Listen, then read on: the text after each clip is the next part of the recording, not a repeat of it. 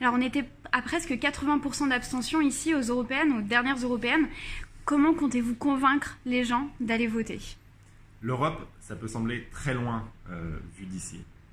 Ça semble déjà très loin des fois vu même de Paris. Mais c'est à l'échelle européenne que se prennent les grandes décisions qui vont impacter l'avenir de tous les Réunionnais et de toutes les Réunionnaises.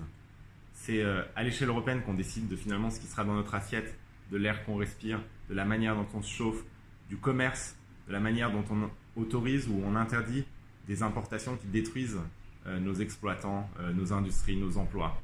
Et donc c'est à l'échelle européenne en fait qu'on décide de son avenir. Il faut voter. On peut voter à gauche, j'espère. On peut voter à droite si on veut. On peut voter même ailleurs, n'importe où. Mais il faut voter le 26 mai.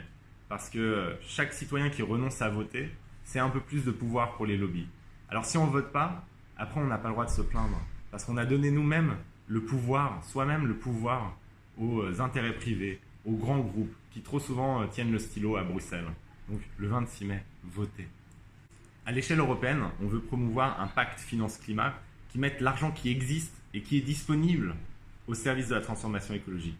Et moi, ce que je propose, c'est qu'on prenne d'abord des régions cibles, des régions pionnières, où on va montrer ce que c'est que cette transformation écologique. Et je propose que la Réunion soit notre région française pionnière, parce qu'ici, à la Réunion, il y a toutes les énergies renouvelables nécessaires pour avoir une énergie propre.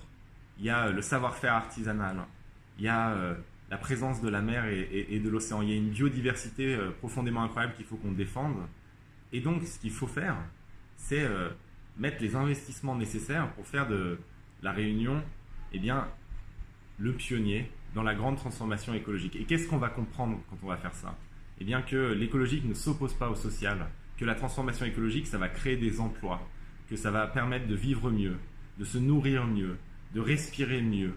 Et ça, on peut le raconter à l'échelle d'une île comme la Réunion. C'est beaucoup plus facile, entre guillemets, de le faire d'abord ici, pour que les gens voient les transformations positives, et qu'ensuite, du coup, on puisse le faire à l'échelle de l'Europe tout entière. Donc ce que nous, on propose, c'est que le pacte finance-climat s'applique d'abord dans l'île de la Réunion.